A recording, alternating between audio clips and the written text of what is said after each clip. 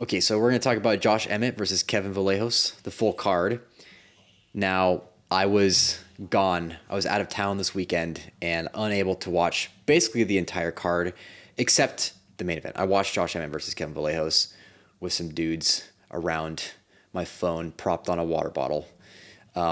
So if there's anything interesting on this card that you want to talk to me about, then we'll go there. But I guess let's start with the main event. Josh Emmett versus Kevin Vallejos. We thought it was going to be a finish. It was a finish. Josh Emmett is definitely washed at this point in his career. I don't know, man. Really? Kevin Vallejos, yeah, he's good. Like, he's obviously very talented. But the Josh Emmett that fought Ilia Topuria, that went the distance with him, he has definitely had a bit of a steep decline since then, when you think about it. I mean, Kevin Vallejos pretty much made easy work of him in like a few minutes, and Ilia Topuria went a whole 5 rounds with him and couldn't finish him. Maybe it was just a different game plan. Not to say that we need to compare Kevin Vallejos to Ilia Topuria. I'm just saying it's MMA math, but come on. If Ilia couldn't finish Josh Emmett 3 years ago and Kevin Vallejos made it look that easy, is it that Kevin Vallejos is better than Ilia Topuria, or is it that Josh Emmett has just declined since then? Or neither, because it's MMA math and that's stupid. I don't know. I would say it's probably a little bit of everything, except the fact that Ilia Topuria is better than Kevin Vallejos. But it's probably the fact that Josh Emmett declined and MMA math doesn't always work. But anyways, I guess long story short, seems to me like Kevin Vallejos was pretty patient. Generally, he didn't overexpose himself, and he just capitalized on the right opportunities. Man, I will say it's always scary when, those combinations when people are, they're kind of going back and forth doing the same things. Like they both throw a left hook, then they both throw a right hook. And it's just kind of who lands their shot. That's kind of what the finishing sequence started with in this fight. They were both trading. Kevin Vallejos has landed, and that was over. Emmett actually had a few of those situations against Topuria. Very similar. It was like, oof. Topuria got hit with one of Josh Emmett's punches like on the neck. You're like, dude, if that was a few inches up, that actually could have been crazy. But didn't go his way. Kevin Vallejos, very talented. I hope to see him fight.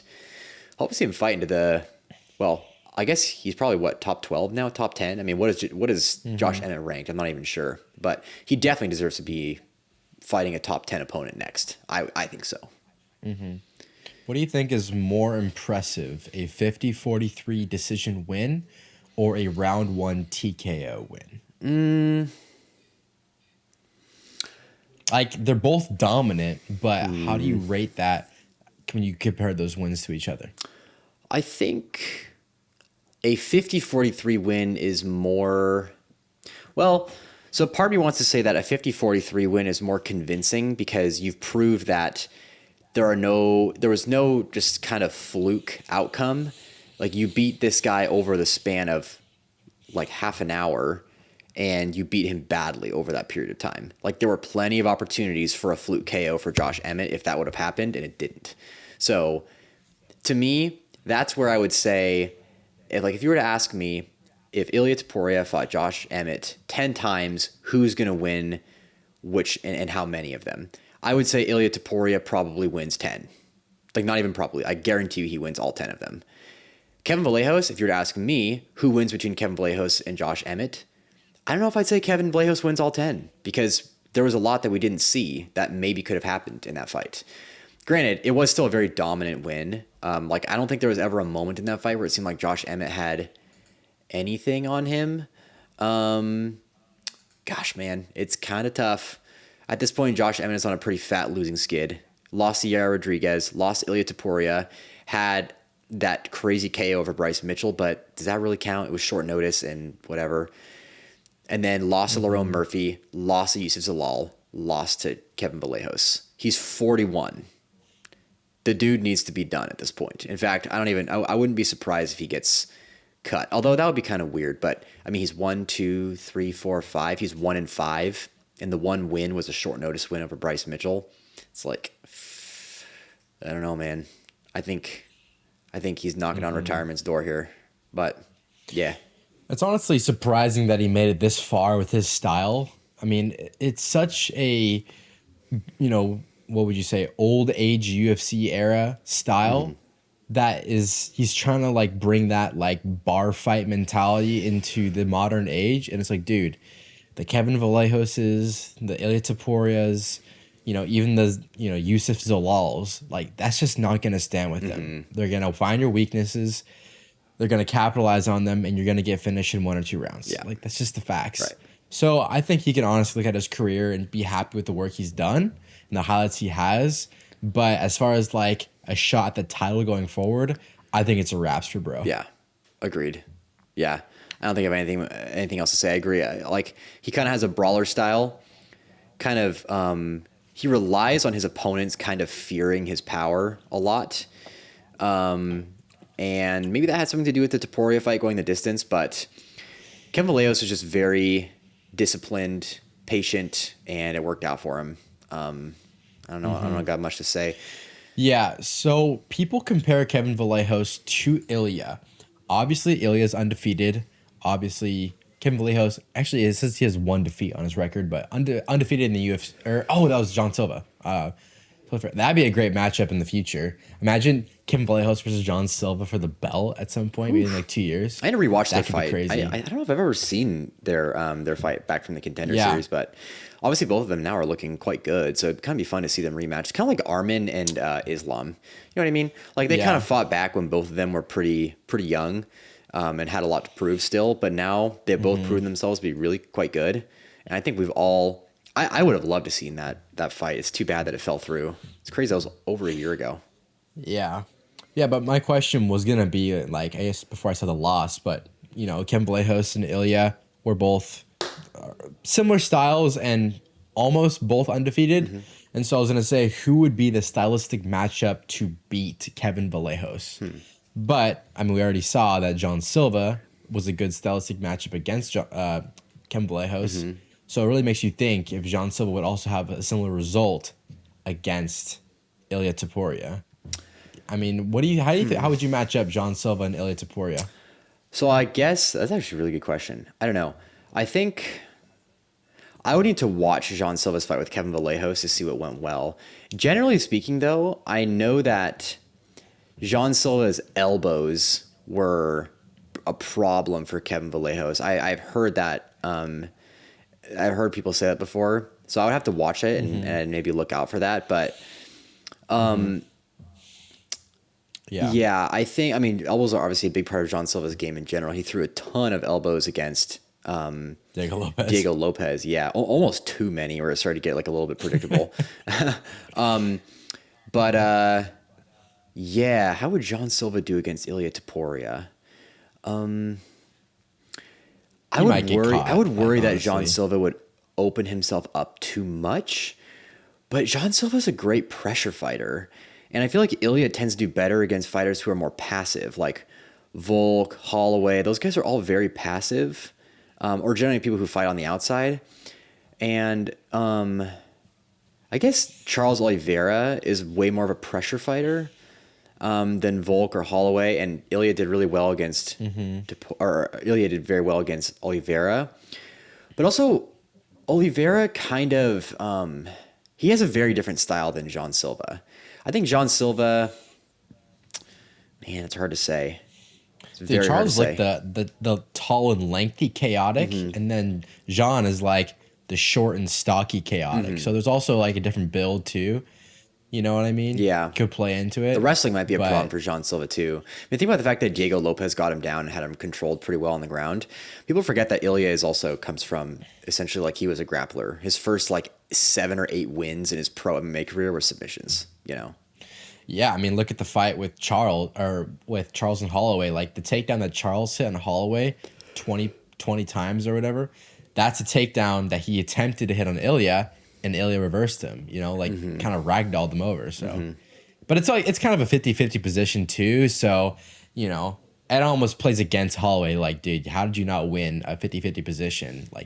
Like after that many attempts, you know, but I think going forward, I think comparisons can be made from Kevin Vallejos to Ilia, and honestly, you could probably make some banger Fight Lab videos on the Kevin on the Kevin Vallejos and John Silva fight. Yeah, maybe I'll do that. Maybe I'll look into that one. That was fun. That could be a really fun video to make. Yeah. But I don't have much more to say. I think Kevin Vallejos, that was a really good performance. I would love to watch him fight. You know, he could fight Yair Rodriguez would be a fun one. Yeah. I'm trying to think because I feel like Yair and Giga can maybe kind of draw some comparisons between them. And obviously he made light work of Giga Chikadze. So Yeah. I don't know. Kevin is really good, dude. Like if he gets the right, if they kind of give him the Hamza treatment and just throw him like a top 3 fight, he might win that. It might be that quick, you know. Which I honestly wish. I wish the UFC did that more, where they're just like, yeah, you're really really good, and you just finish some guy in the top 15, kind of like what BSD did with Poirier, you know, and just throw them in the wolves. If they want the fight, just throw it to them. It'll sell pay-per-views. Like it'll do good. You know, people like Kevin Vallejos. Yeah. The style's fun. Yeah. I mean, John Silva is ranked number 6. Kevin Vallejos is 14. He just beat number 11 ranked Josh Emmett. So he'll probably be ranked number 11. In fact, I even would probably have him be above Brian Ortega at 10 because I think Brian Ortega is kind of done at featherweight. Yeah. Who should he fight? Aljamain Sterling is already booked. Probably Yair. Yair isn't booked for a fight, is he? No. Oh, that'd be perfect. Please. If they gave Kevin Vallejos Yair Rodriguez, that would just absolutely be perfect for this division. Beat Yair. Fingers crossed. Get some new blood in the top 5. Dude, and a lot of fighters that people are forgetting about is Aaron Pico. He's going to fight Patricio Pitbull, and I am really excited to watch him fight again. He had a really aggressive style. Oh, yeah. But yeah, it's kind of off topic. But No. Yeah. I was actually looking at Aaron Pico's fight with Lerone Murphy recently before I went away this weekend. And it was really, really fun fight to watch, actually. I mean, obviously the KO was great, but the fight was actually very, very good. And he was kind of ragdolling him. Oh, yeah. I would love to see him break into the top 15 as well. Yeah. Anything else on this card that's worth noting that I missed on anyways? Yeah, like I'm just kind of recollecting my thoughts. Like I'll just kind of go down the list. Yeah. Just like touch on it.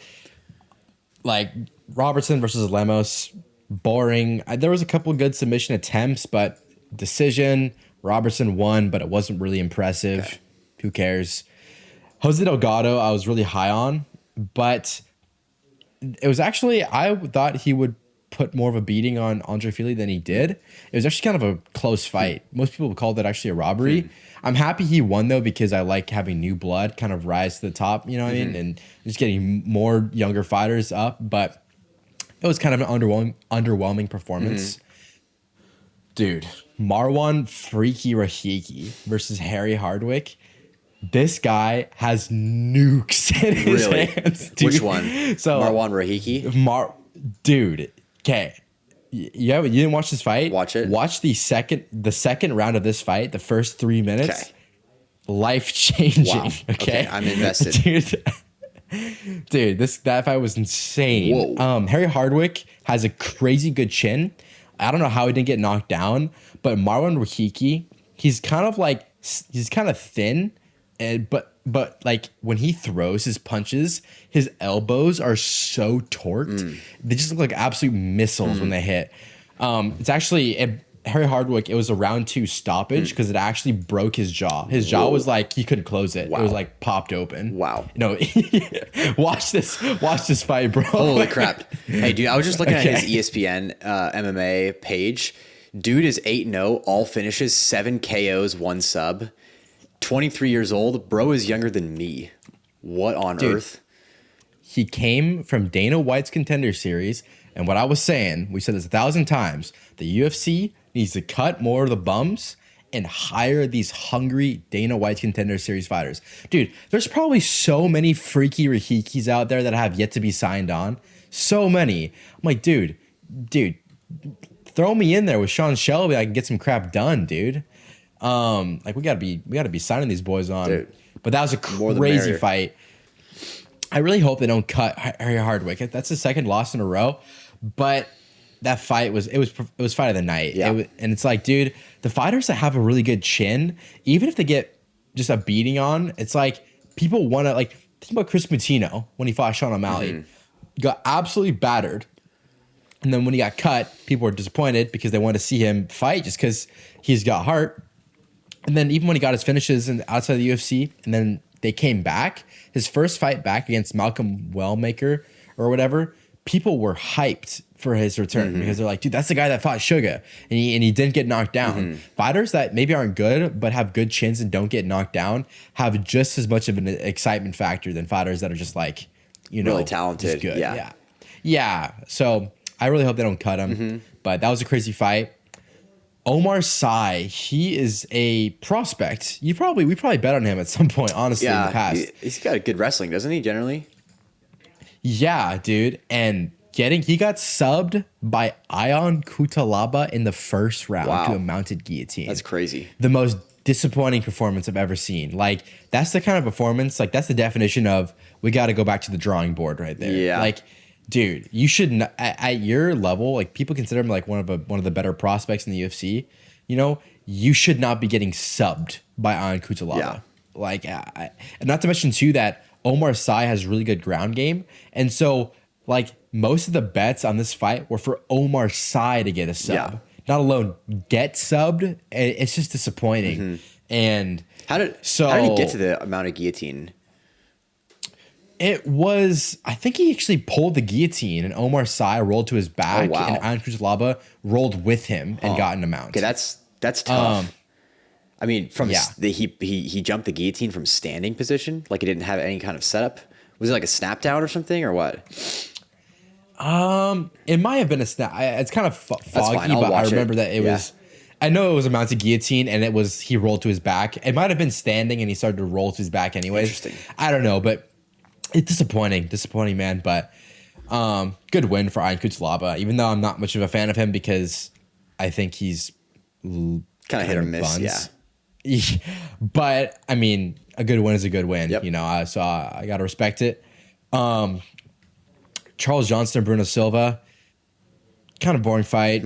Good bounce back win for Charles Johnson. I have nothing really to say. I do want to talk about this fight though. Chris Curtis versus Myktybek Oralbai. This guy turned into prime Khabib, dude, in this fight. It's insane. And it actually worries me because Chris Curtis is like one of Sean Strickland's training partners, and he got worked, dude. I'm talking like 14 minutes of control time out of a 15-minute fight. And I'm like, dude, like if your training partners are getting ragdoll like this, I can't even imagine what Hamzat's going to do to you. Yeah. But it was just, Myktybek Oralbai basically turned him raw. He just kind of like was in that, like, had him against the cage, kept just, mat returns. Myktybek Oralbai will definitely have a future, but he's kind of hit or miss. It's like, gets a round 1 KO against Jack Hermanson, and then has a 15-minute wrestling clinic against Chris Curtis, and basically does no damage. Like, there was not a single drop of blood in this fight. So it's just like, okay, hard to get hyped up for guys like that. Maybe it is a sign of good game planning, though. Like, if he knew that was a very reliable path to win against Chris Curtis and he just committed to it, it's like, I don't know if I have a problem with that, In fact, I even think kind of modifying your style to match your opponent is something that fighters should do more of. You know what I mean? Like, it's kind of disappointing when you see a fight where someone very clearly just kind of fights how they always do and just kind of thought it would work against their opponent. It's like, think about Merab's opponents, like a lot of them, I feel like Petr Yan very clearly had a much better game plan the second time he came around, where someone like O'Malley just kind of didn't. He did even worse the second time around than he did the first. You know what I mean? It's like, what's the reason for that? I don't know. I just feel like, I think it's a good thing. Like, if you really want to make your way to the top of the sport, you have to be willing to study your opponent and modify your style based on that. Yeah, no, it was definitely a good game plan. I was surprised because Chris Curtis has a tendency to have really good takedown defense. Even against like Brendan Allen, he did really good against at middleweight. So I was a little bit confused, but we ball, I guess. A good game plan for Myktybek Oralbai. He'll definitely have a future at welterweight. Not much more to say. I mean, I think honestly, is Chris Curtis ranked at welterweight or is this an unranked fight? I think it's unranked because Chris Curtis has just been going came back and down forth between middleweight from and welterweight. middleweight. Yeah. Kind of like a Kevin Holland Sure, situation. I actually think it would be very reasonable for Myktybek Oralbai to get a ranked opponent next. I feel like it would. He's gone 3 wins in a row against Tofik Mosaev, Jack Hermanson, and Chris Curtis. Like, not to mention too, he's also submitted Uros Medic, who is in the rankings. So, but I don't think they should do that rematch like that. If Uros Medic gets into like a top 5 situation and Myktybek is like making his way up the rankings, maybe Uros Medic loses like a top 5 fight, because as much as I love him, his style has some holes, you know. I could see maybe when Uros Medic has his first loss when he's ranked, maybe rematching Oralbai, or I could see that might happen in the future again. But I think Myktybek Oralbai definitely has a future here. Yeah. Dude, have him fight. Like, if you look at the bottom 3 of the top 15, it's MVP, Colby Covington, and D-Rod. Have him fight one of those guys. That'd be totally reasonable. Yeah. Not to mention too that MVP has a fight with Sam Patterson. Oh, he does. Coming up. Okay, yes. And Sam Patterson is a demon too. He's super tall. He's got a crazy finish rate. I think it might be 100% finish rate. Really good jiu-jitsu. In fact, I mean, kind of foreshadowing, but for that fight, I think I'm going to take Sam Patterson sub. Really? I think if he can get MVP to the ground, I think he's going to take his back and submit him pretty quickly. If I'm being honest. Yeah. He's really good. Sam Patterson's really good. He's 14 wins, 13 are by finish. 6 KOs/TKOs and 7 subs. He has lost twice by round 1 KO. Once was a long time ago, and once was 3 years ago against Yanal Ashmuz. Yeah, the Jewish guy. Yeah. His last fight was against Quillan Salkild. Wow. This is Bibi Netanyahu made sure he won that fight. Yeah, literally. Israeli funded. It was a Jewish psyop. You imagine? It was a Mossad. Exactly, a Mossad operation. Sorry. No. Go ahead. I'm just making a dumb joke. Yeah. Enough on the Jews, bro. They're gonna murk us. But yeah, I think Sam Patterson will win that fight. Yeah. I think that'll be a good one. And depending on what happens in that fight, can maybe set up a Myktybek Oralbai fight in the rankings. Oh yeah. But I'm down. We'll see what happens. Love to see it. Steve Asplund, he lost his fight against Vitor Petrino. Dude, Vitor Petrino has a crazy physique. Really? Okay, like for heavyweight, dude, if he hopped, I think, dude, he could be on sauce, but if he wasn't, dude, he should retire and hop on sauce and bodybuild. Got crazy genetics. What the heck? Crazy genetics. Got the UL Romero genes. Yeah, but Steve Asplund actually dropped him, I think, in the first round. Did really good. I don't really know. I don't really have a care for that fight, so I'm going to skip it. But Elijah Smith basically turned into Charles Oliveira, dropped him, then submitted him. Manuel Souza got the KO of the freaking night. He is the 3rd round. You should watch that. Okay. It was insane. I'll check that one out. The 3rd round of this fight was insane. Brad Tavares and Eric Anders went to war, dude. They both dropped each other like twice in this fight. It was insane. That doesn't really surprise me. Yeah, Eric Anders has tons of power. Brad Tavares is pretty big, but he's more of like a volume puncher, which is kind of interesting. But they both kind of went crazy, and Eric Anders retired. Oh, he did? Okay. Retired. Makes sense. Retired with a win, so Nice. Good for him. And then that's kind of all I have. I don't really want to go down anymore, but that's kind of a rundown of the entire card. Definitely some fun ones, but no real name value on this card. Yeah. But next week will be a lot better for name value. For sure. But Do you want, so obviously, like, I think since last time we did a recording, the UFC announced a bunch. the nine cards. Yeah, the next 9 cards. So it goes Movsar Evloev versus Lerone Murphy next, which I've heard a rumor that week. Movsar pulled out and that Jean Silva is stepping in on short notice. Is that right? Or Yeah. it's not official. I've heard that too. But Movsar made a post somewhere saying there's no visa issues, don't believe everything you hear. But then John Silva also made like a post of like a little like phone call emoji. So it's like okay, we're just playing gotcha on here. Like, I don't know. But, like, I think Movsar beats Lerone pretty easily. And I think John Silva might slime out Lerone as well. So I think Lerone's getting cooked this weekend anyways. But I don't know. What do you think about that? Both matchups. Yeah, Lerone Murphy is... Dude, Lerone Murphy has always reminded me of Leon Edwards. Just like, yeah, he had the crazy KO over, what's his face, Aaron Pico. But generally speaking, he's the kind of guy that's more good at gauging distance and like using the fundamentals really well and kind of making it like a non-aggressive fight.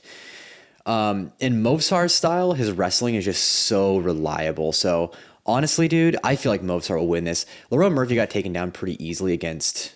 who am I thinking of? Aaron Pico, actually, twice.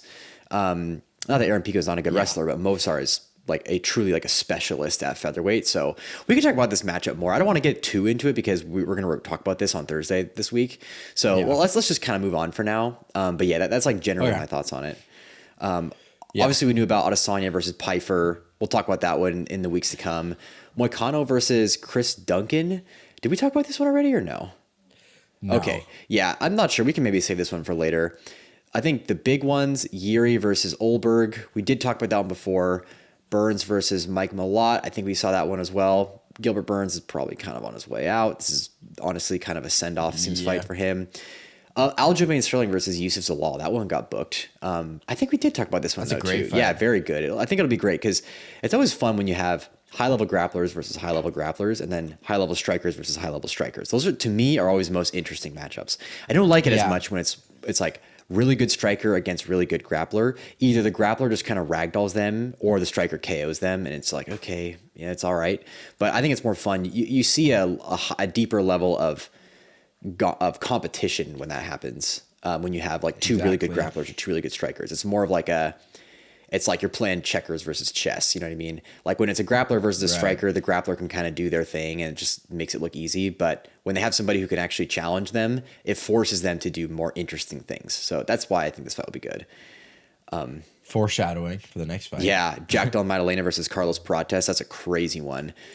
Woo. I love Carlos Prates. He's probably maybe my favorite fighter on the roster right now, just because of how much of a ferocious finisher he is.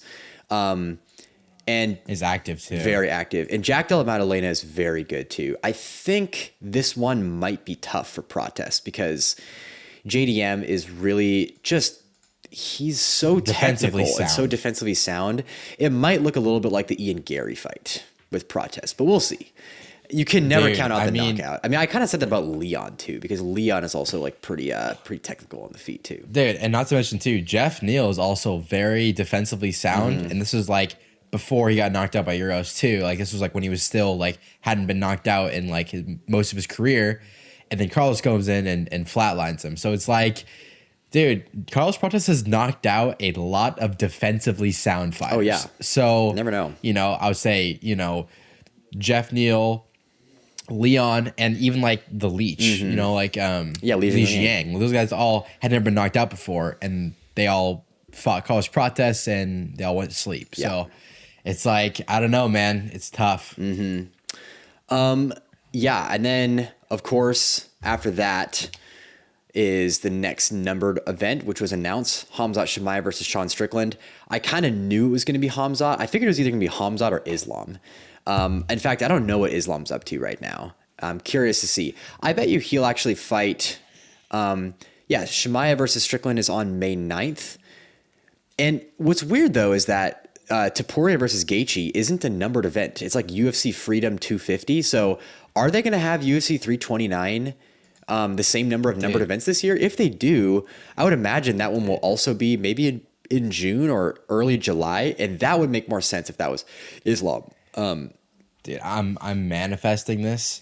I'm telling you, it's gonna be Charles versus Connor at 170 for the BMF belt defense. I'm telling you, we don't have to talk about it, but I predicted the Gon and the Pereira fight, and I'm making the same Chef Noah prediction for this. It's gonna be Connor versus Charles at 170 for the BMF Dude, belt. that makes a ton of sense. It makes a ton of sense that they would make that fight. Yeah. It lines up perfectly for both of them. Their careers, like the excitement value, pay-per-view value, it brings a tear to my eye. It's just dude, like it's so the best perfect. matchmaking that could ever be made. 100%. Yeah. Yes. Because Charles is kind of at the tail end of his career, it seems like. Maybe he can make one more crack at the lightweight belts, but for the most part, I feel like he can kind of wait around or have like this really big fun legacy fight like against Conor McGregor. I think Conor McGregor would definitely take that fight too. I think Conor actually likes Oliveira a lot. Because here's the thing. Conor wants to fight at 170, but Conor does not want to fight a natural 170-pound fighter. No. Because if he fights somebody like Carlos Prates or, Michael Morales, dude, they're like 3-4 inches taller than Conor, probably 20 pounds bigger. Charles would definitely be open to fighting at 170 because he's kind of getting older and his weight cut's probably getting harder. And it's just it's perfect. It is a perfect fight. Yeah. Yeah. So I think Strickland versus Chimaev, we'll kind of get into that later, but it actually makes a lot of sense in my opinion right now. I think after Sean Strickland's win over Fluffy, they could have given it to Imavov. That maybe would have made more sense, but I don't know. Strickland actually has a win over Imavov, right? So and he's stacked up 2 wins in a row since he lost the belt against DDP, right? He fought who am I thinking of? He fought Fluffy, and then who did he fight before that? Was it DDP? Maybe he's only fought once since then. If so, he's maybe getting the maybe he has the infinite title shot glitch, kind of like Sorogan. If he loses this fight, which he will, let's be honest here, he might need like 3 or 4 wins before he goes back, or like a 205. Like he's got to make a change because you can't just like get out of jail free card. Yeah, he beat Izzy to win the belt, lost to DDP, beat Paulo Costa by split decision, lost to DDP again, and then just beat Fluffy, and now he's getting another title shot. He's kind of getting the infinite title shot glitch. I think the matchmakers probably really want this because of like the racial aspect of it. I'm sure actually is a factor, and just kind of like the ability. Yeah. This is a much more promotable fight than Chimaev versus Imavov, even though Imavov probably deserves it over Strickland. Especially, there'd be no promo for that fight. Dude. Yeah, like literally nothing. I would really hope Sean Strickland has wicked takedown defense in this fight. Like, just train the wrestling so hard, dude. I saw him training with Nicky Rod. I mean, I know Nicky Rod's not really a wrestler, so he probably would be better off having someone recreate Hamzat's style. But, dude, like, just train the grappling super hard. The difficulty though is that if you do that, Hamzat's stand up is actually not even half bad. Like, he does a good job of using his stand up with a threat of takedowns to have some decent success. But yeah, I don't know if you have any other thoughts on that. Yeah. We'll get to that one later when we talk about it in a couple months. Yeah, dude, I don't know, man. I just think he's got to train with the right people, but I don't know, man. Hamzat was getting kind of pieced up by Dricus in the 5th round, so. And I think it's kind of obvious this fight is going to go the distance. I mean, like, I don't know. It's like, what Hamzat are we going to get? Are we going to get the Hamzat that bulldozes through him and cranks on a rear naked choke in the 1st round? Or are we going to get the Hamzat that sits in crucifix for 4 rounds and puts some love taps up? They're both dominant, but it's just like, I don't know what to expect. But yeah. I think this is kind of a gifted title shot, honestly. I think Imavov deserves it more. I think Imavov would have been a more competitive fight than Sean Strickland, I think. But, this is what's what we got, and so we'll kind of see what happens. Dude, real quick, couple things. I just realized that Alteba Gautier is also fighting again on the May card, which is good because I want him to be active. I like when younger guys who have a lot of potential are active because they get their career going quickly. Kind of like what, who am I thinking of? Joshua Van did. Really like the fact that Joshua Van just took the bull by the horns and just went for it and got all the way up to... Dude, who is Ozzy Diaz? So Ozzy, okay, I actually remember who did he fight? Ozzy Diaz fought, that I've seen, Jean Mignon. He fought Jean Mignon, got knocked out. That was at 205 though, so maybe he's going down a weight class. He actually did he look okay in that fight? I'll have to rewatch it, but yeah, I can't comment on that. Why is he fighting the demon of the division? Like, I mean, they're both unranked. They're probably looking for a reason to catapult Alteba Gautier up to the top. Dude, this is the kind of crap that annoys me. So I know it doesn't really know you that much. But like, dude, Atiba Gautier has proved himself that he can beat trash cans. Now give him a ranked opponent. Like, it frustrates me. It's like, dude, we're just like watching this guy execute people. Like, give him Bo Nickel. Like, what the heck? Yeah, or whatever. You know, give him Kyle Dawkins. Give him somebody ranked that actually has value to his career. Stop giving him Puliayev and Ozzy Diaz. Like, but I mean, it'll be fun to obviously just watch him go out there and slime somebody out. But it's just like, dude. Oh, like, I will say, to play devil's advocate here, I feel like against Atiba Gautier, he showed that he can do well in a more patient fight, but he also showed that if he faces some adversity, like, he doesn't look quite as invincible as he did, you know, in his first 3 fights. So maybe this is a good test. Yeah. Like, they're trying to just level up the competition slightly so he doesn't get like a hype train derailment situation. You know what I mean? It's more like he slowly kind of works his way into a more competitive fights. But another interesting thing, Jan Blachowicz is rematching Bogdan Guskov. They fought at UFC 323 last December, and it was a majority draw. Because I remember Guskov was kind of winning the early rounds, and then Blachowicz had him almost finished at the very end of the fight, but he kind of got saved by the bell. And I think he ended up getting a 10-8. Blachowicz lost the first 2 rounds and then got a 10-8 in round 3 and got a majority draw out of it. And I think the matchmakers are kind of like, Blachowicz is ranked number 5 in the division, and Guskov is ranked number 8, and that's probably an interesting fight. Like, it wasn't fully resolved. Like, we don't know how that fight would have finished, and that it's obviously very possible that, like, even though it looked like Guskov was kind of running away with that fight, it's very possible for Jan Blachowicz to win that because we saw what he could do kind of at the end of the fight. So, yeah. Dude, Jan Blachowicz is like the definition of Unk still got it. Yeah. Like, he's like probably what now, 42, and he is still keeping up with these like 28-year-old. Still looks solid. So yeah. I gotta respect him for that. You know, Yeah. it's cool to see. And then the last 2 fight nights, Arnold Allen versus Melchizedek Costa, and then Song Yadong versus Figueiredo. And then I guess the one after that was Bilal Muhammad versus Gabriel Bonfim. Let's just talk about these fights when they come up, because I'm not interested in this at the moment. Totally fair.